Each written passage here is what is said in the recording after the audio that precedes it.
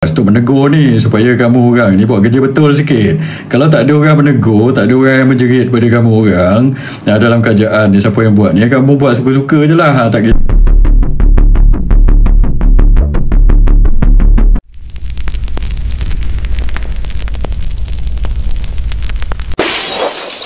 Henshin.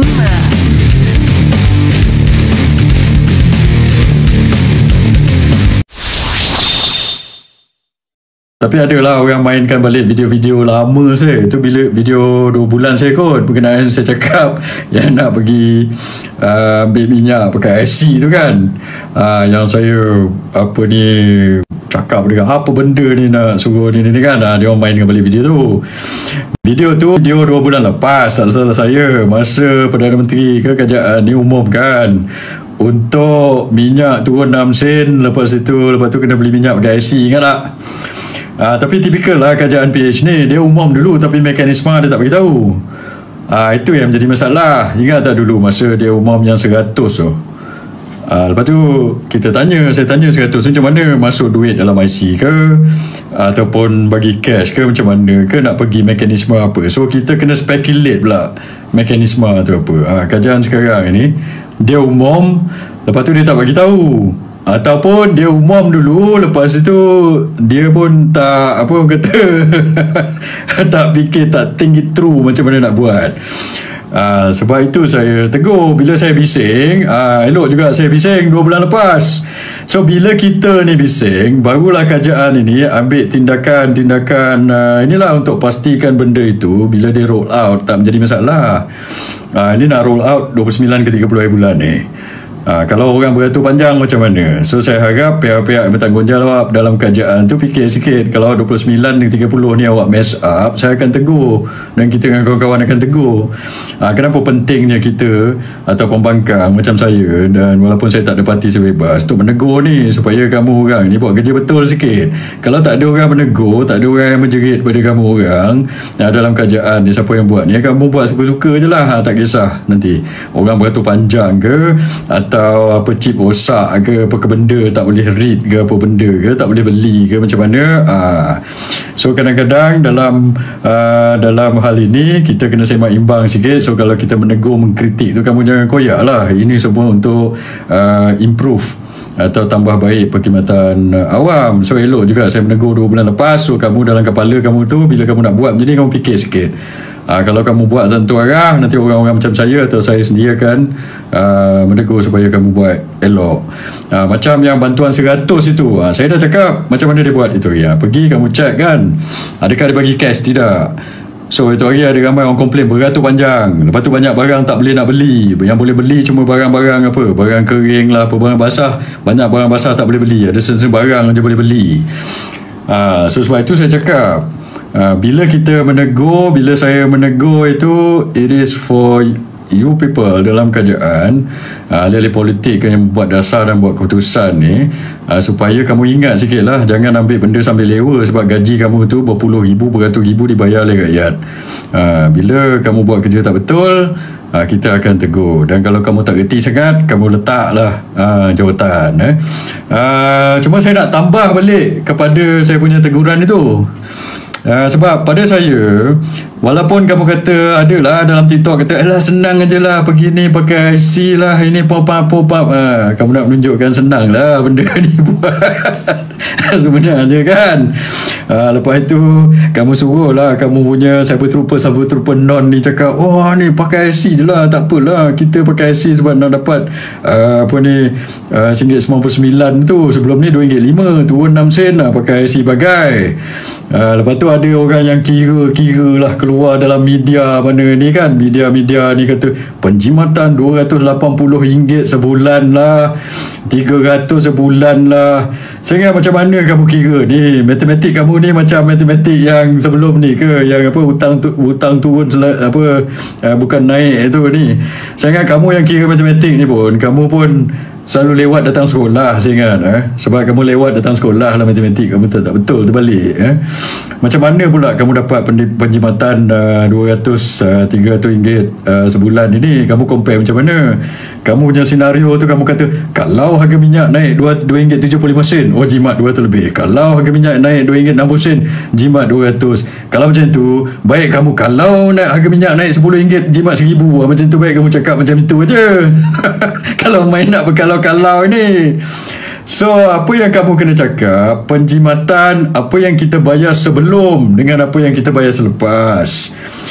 The marginal improvement itu based on kita pakai. So bila kita usaha kita pakai IC, katakan kamu tukar sistem tu, kamu pakai IC. So berapa yang sebelum ni? Sebelum ini saya dengan rakan-rakan, dengan rakyat kebanyakan, bila beli RON 95 bayar RM2.5 bukan RM2.60.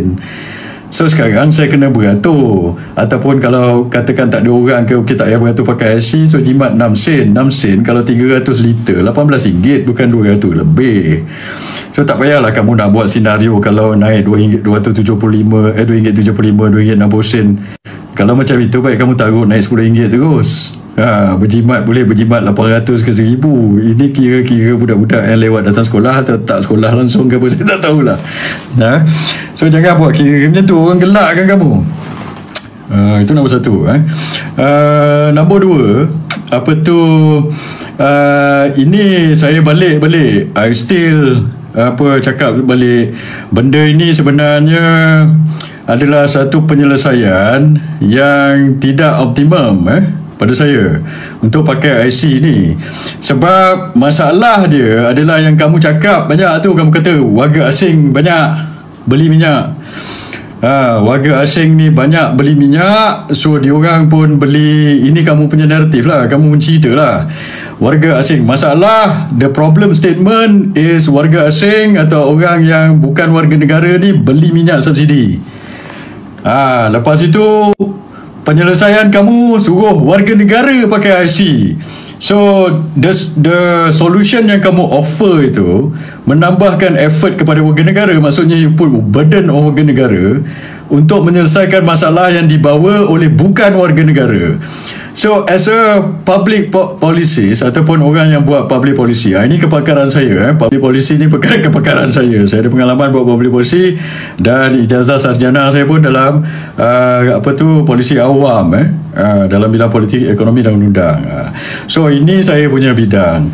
So kalau ada problem, biasa dalam public policy dasar kerajaan, problem kamu kena selesaikan apa penyebab problem itu, bukannya nak menyelesaikan dengan menyusahkan orang lain. So sebab itu kamu punya solution to the problem is not optimum. Kalau masalah tu disebabkan oleh warga negara, bukan warga negara mencuri atau menggunakan petrol subsidi, ambil tindakan kepada bukan warga negara ni lah, ataupun orang asing ini, bukan menyusahkan orang yang tak buat salah. So you are offering solution by putting a burden to innocent orang yang tak bersalah sebab kesalahan orang lain. Ini yang menjadi masalah.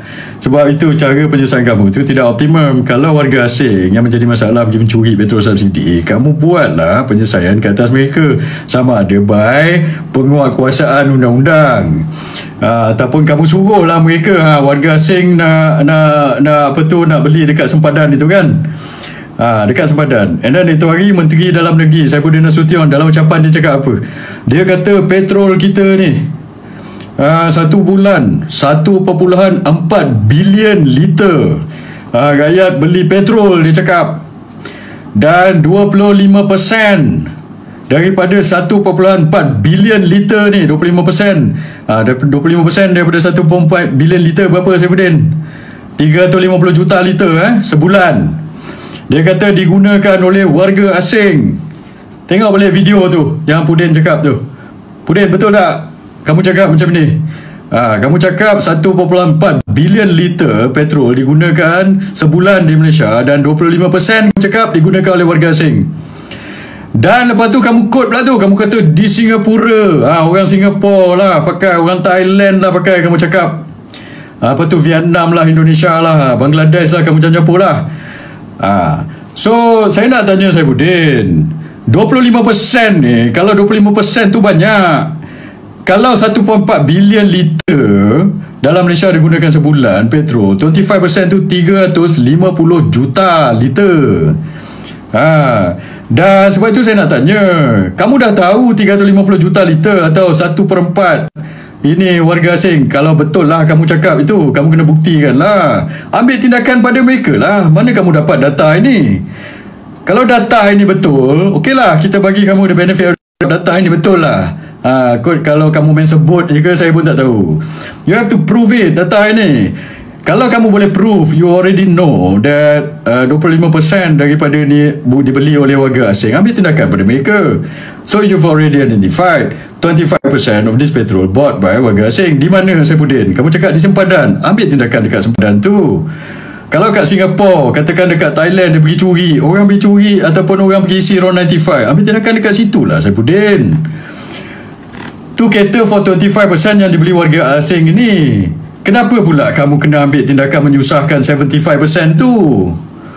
Ni 75% orang beli petrol ni, warga negara berjuta-juta ini, kamu suruh kita pula dah nak kena pergi UTC lah, nak tukar IC lah, setiap kali ada pula lah pakcik seorang yang berjanggut itu pergi tunjuk, macam ni senang aja inilah. Pakcik berjanggut, daripada engkau suruh ajar orang nak pergi beli IC dekat situ, baik kamu pergi buat training ke apa, supaya mereka ini semua menghalang warga-warga asing dekat petrol tu daripada beli RON 95. Macam mana kita dekat situ ada penguatkuasaan dekat sempadan. Dekat sempadan ini, dekat satu Malaysia ni, tak salah saya ada 4,000 lebih petrol station. Dekat sempadan berapa je? Katakan dekat sempadan ada dekat tak sampai 100 petrol station. Dan kebanyakan ketirisan berlaku untuk warga asing ni di Thailand atau Singapore, yang seperti yang Saifuddin Nasution cakap tu, Singapore belilah, Thailand belilah, berlaku di sempadan. Katakan begitu. So how many petrol station yang ada di sempadan ini? Kamu increase lah penguatkuasaan dekat sempadan itu. Taruh kamera ke, taruh penguatkuasaan custom immigration kat situ supaya kereta-kereta warga asing ni tak boleh pakai RON 95 kita ke, dan sebagainya. Itu lebih efektif dan itu lebih optimum daripada penyelesaian dasar awam dia. So kamu attack problem dia betul-betul. Problem dia warga asing beli. Attack the problem, bukan menyusahkan orang lain supaya bawa IC. That's the point that apa yang saya cakap itu hari. Tak kira lah kok geng-geng walanon kamu kata tak susah lah pergi IC, pergilah ni senang saja apa-apa. That's not the issue. That's not the point. The point is that you're offering solution, bukan address by not addressing the problem. The problem warga asing. Lepas tu bila kamu buat macam ni, ada orang komen itu lagi, dah jadi cerita lain, dah jadi problem lain pula dah. Sebelum ini warga asing tak boleh beli RON 95 kan, dia beli RON 97 kan, macam tu lah daripada segi on paper lah. Tapi sekarang ni bila kamu punya apa orang kata statement tu kata okey, warga negara pakai IC boleh pakai 199, selainnya tu pada RM2.60. So secara implication atau implied, secara tidak langsung kamu cakap warga asing ni boleh pakai lah RON 95. Itu secara tidak langsung lah, walaupun kamu tak cakap straightforward. Walaupun itu hari Menteri Kewangan kedua ada buat clarification, dia kata warga asing masih tidak boleh beli RON 95, hanya kena beli RON 97. Habis itu buat apa kejadah kita pergi pakai IC yang 199 tu, yang the area between orang yang tak ada IC ni kena pada siapa ni? Kalau kamu kata warga asing yang kamu pun tidak ambil penguatkuasaan ke macam mana ke, tidak menguatkuasa secara lebih ini ke dekat sempadan ke macam mana yang sepatutnya kamu buat itu, mereka katakanlah assume mereka ni semua baik, pergi beli RON 97. Lepas tu yang ada IC ni semua, yang IC hidup ataupun dia punya road tax semua hidup ni, pergi beli 199. So the grey area itu siapa yang kena? Kita jugalah yang kena. Yang orang yang kata IC chip rosak ke lah, ataupun yang road tax mati lah dan sebagainya lah, balik-balik kita juga yang kena. So sebab itu saya cakap, nombor satu, address the solution by looking at the problem, addressing the problem itu, bukan menyusahkan orang lain. Bukannya orang kata kita masalah kita kata banyak lalat dalam rumah. kamu pergi bunuh lalat itu, tetapi bangkai tikus yang ada tu kamu tidak selesaikan.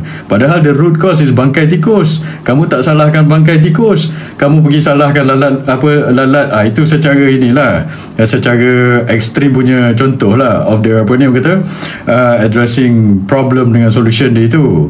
Tapi dalam hal ini macam ini, lain pula contohnya apa ni orang kata kamu ada masalah apa ni, kata ini tadi tu contoh lalat dengan bangkai tu kita tak boleh pakai lah, itu contoh negatif ekstrim. Okey, pakai yang paling dekat dengan contoh ni macam ni lah.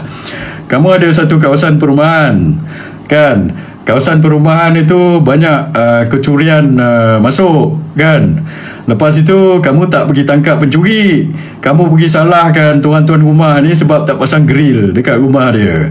Lepas tu kamu buat satu undang-undang, semua orang dalam rumah itu yang dia bukan berompak, dia bukan mencuri, supaya semua orang dalam kawasan perumahan tu kena pasang grill. So mereka ni pun terpaksa lah pergi keluar duit cari kontraktor supplier grill ke apa untuk pasang grill kat rumah.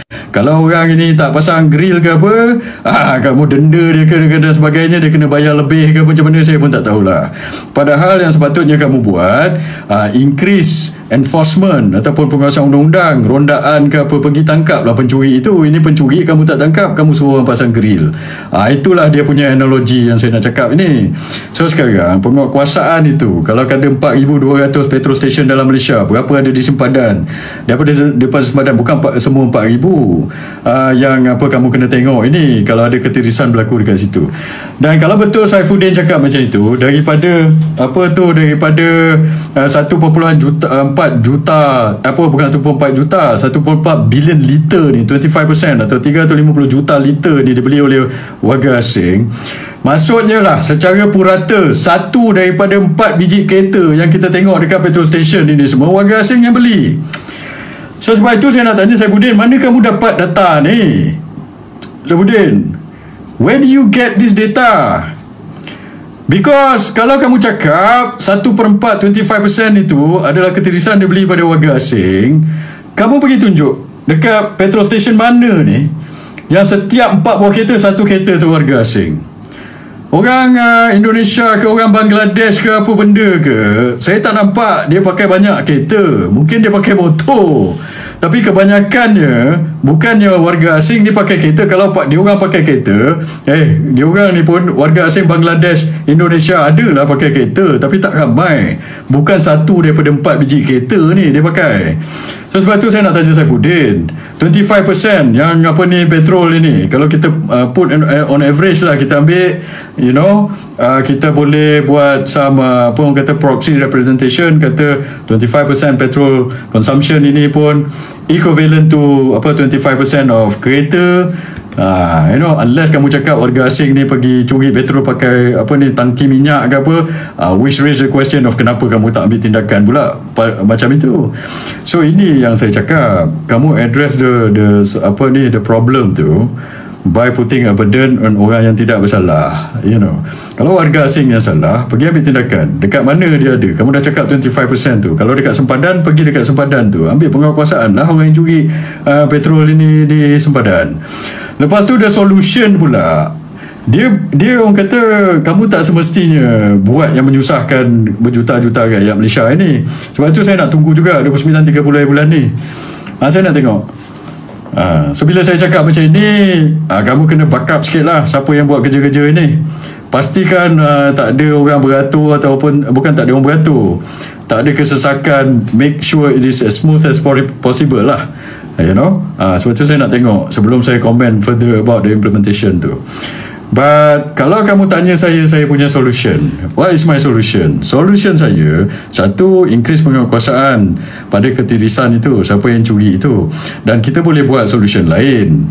Kamu cakap okay, kalau macam ni orang yang kaya pun semua orang dapat lah. Kalau kamu kata semua orang dapat, maksudnya kamu juga orang kata tidak buat apa yang kamu cakap dulu. Dulu kamu kata kamu nak T15 kamu cakap yang kena bayar ni kan. So bottom 85% tu tak payah, lebih kurang macam tu lah. Tapi sampai sekarang kamu tak define T15 tu. Habisnya yang 100 pun semua orang dapat. Yang kali ni pun petrol subsidi 199 ni pun semua orang dapat. Kereta besar, kereta kecil, kereta Mercedes, kereta Maserati, kereta apa BMW, Mercedes, apa pun semua dapat. So itu lagi satu problem dia, kamu tidak address itu. Dan bila kamu pakai IC ni, macam mana? Kemudian Saifuddin cakap, kemudian kita akan tengok siapa yang kaya-kaya ni, kereta besar tak dapat, tak pakai. Macam mana kamu nak link dengan lembaga hasil pula, Saifuddin? Lepas tu nak link dengan dia punya pendapatan KWSP ke macam mana? What do you intend to do with that? Itu jalan jauh itu. Kalau saya lah kan, nombor satu, sekarang ni kan, contoh saya bagi contoh, kalau saya punya penyelesaian, saya seorang, kalau saya dalam kerajaan, kita ada banyak konsultan, banyak staff ini, kita boleh bagi idea dan mereka boleh work out, boleh analisa lah apa tu kata problem statement dan solution statement itu. Saya pun dalam kerajaan dulu. Contoh, kata saya bagi idea, sekarang ni dekat shopping mall ke apa kan, bila kita masuk parking tu kat KL terutamanya kan, dia ada license plate punya reader tu. Saya masuk kereta sekarang, saya selalu pergi IOI City Mall, saya pergi mengata-kata lah di Pulse ke apa benda kat around this area. Saya masuk, saya dah tak payah swipe saya punya touch and go dah. Keluar baru saya swipe, sebab bila masuk tu dia baca kita punya plate number. Itu dekat shopping mall pun dah buat, you know. So kalau dekat situ, itu bukan susah. Itu teknologi kamera sekarang, teknologi plate recognition ini. Sekarang ada macam-macam teknologi. Orang buat kunci pintu pun boleh face recognition, pelbagai recognition boleh buat. So plate number recognition ini, it's not easy, it's not hard, and it's not expensive. Katakan contoh, kamu letak dekat petrol station yang dekat sempadan ni plate recognition. So kalau plate luar itu, terus kamu link dengan dekat station petrol station punya itu, terus tak boleh pakai RON 95. Dia kena isi tu RON 97 je. Itu lebih mudah. Tak payahlah kamu pergi swap bagai kita punya IC lah, apa ke benda lah semua. Itu lebih mudah. Nampak? Pakai plate recognition aja dekat sempadan dekat Singapore tu, sebelum Causeway tu ada petrol station yang kamu kata orang Singapore pergi isi minyak, letak plate number recognition dekat situ. Sekarang ni pun kamu link kan dekat petrol setiap pump tu, kamu link IC punya linking tu dah berapa pula dah sistem itu. Kalau orang nak bayar dekat pump itu, ataupun orang nak pergi dekat kaunter itu, dah kamu linking. Kalau kamu linking ni orang kata plate number recognition itu dengan pump punya tempat itu, lagi senang. Kalau plate tu plate luar, terus tak boleh pakai 95 itu. Kalau plate number, kalau ke plate Malaysia itu pun baru kamu ini. Kalau kamu nak hadkan 300 liter, boleh juga. Ini satu Malaysia boleh link plate number ini dah. Bukan lidah isi ni. Kata orang nak tipu plate, tipu plate sekarang macam-macam kamera tu boleh tengok juga. Bila dia tengok ini plate ni, kereta ni tak betul, dia flag terus saja. Walaupun kalau orang nak, memanglah setiap polisi tu ada dia punya imperfection, tapi kita boleh improve dekat situ. Daripada kamu suruh pakai IC ni, saya pun tak tahu macam mana kamu nak bezakan nanti T15, T85 or something like that. Kalau kamu pakai plate recognition itu, kalau orang tipu plate, kita tangkap dekat situ lah. Nanti bila time dia ini, ada kamera tu pergi hantar kat rumah dia. Itu enforcement, daripada segi enforcement. Kalau kamu nak bezakan, katakan kereta Mercedes registration S400 hybrid yang harga 500,000, 600,000 tu, dekat plate registration kamu link aja dengan JPJ, kamu dah tahu dah. Plate number VE something. Anwar Ibrahim selalu lalu dekat area rumah saya tu kan, number plate dia V something, saya pun tak ingat dah, 99 berapa entah, 9918 ke apa plate number dia tu kan. Mercedes S berapa ini tu, itu kereta T1 atau T2, kereta orang kaya lah tu. Terus tak boleh pakai RON 95, macam itu. Itu pun boleh. Itu salah satu contoh solution yang kita boleh fikirkan, daripada kamu menyusahkan semua orang nak pergi beratur pakai IC, nak pergi tukar IC lah. So sebab itu benda ini saya cakap, you got to address the problem tu by attacking the root cause of it, bukannya buat solution nak menyusahkan orang lain. Itu yang saya cakap. Dan kepada Saifuddin Nasution, kamu breakdown 25% yang kamu kata mencuri, bukan mencuri, yang digunakan daripada warga asing ni, warga asing yang mana ni? If you have the data, you for sure boleh detail out dekat kawasan mana. Kalau kat sempadan, dekat petrol station mana, kamu dah tahu, kamu ambil lah tindakan kat situ. Kalau dekat situ sempadan ni, if most of the problem occur dekat sempadan, apa kejadahnya pula kita dekat tempat-tempat lain ni pula kena pergi tunjuk IC dah pula dah. Ini yang saya nak cakap pasal benda ini. But anyway, 29.30 ini saya nak tengok macam mana dia punya implementation of the system lah. But from the get-go lah, app ini show saya dah tengok dah benda ini, solution kamu ini tak optimum, dan sebenarnya cara penyelesaian dia itu adalah putting burden kepada orang yang tak sepatutnya.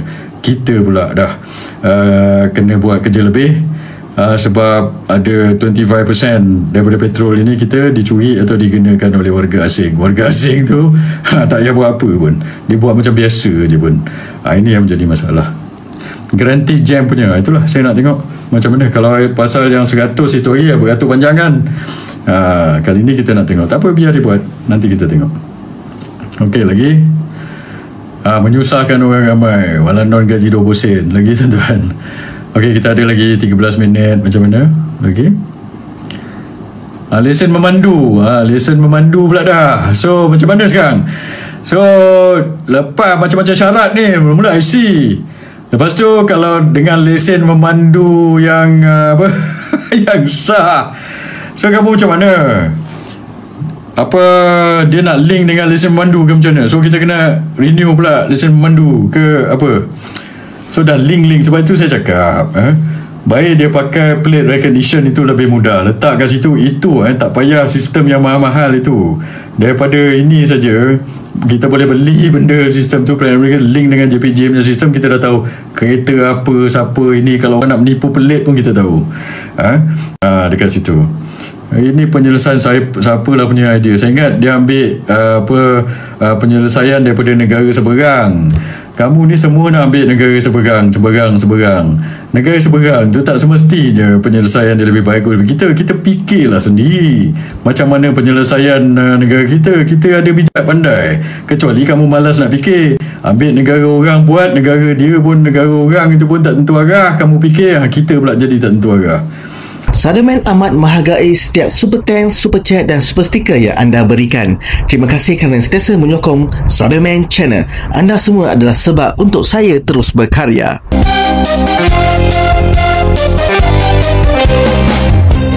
Terima kasih kerana telah menyokong Sadoman Channel. Jika anda merasakan video ini bermanfaat, sila subscribe dan share.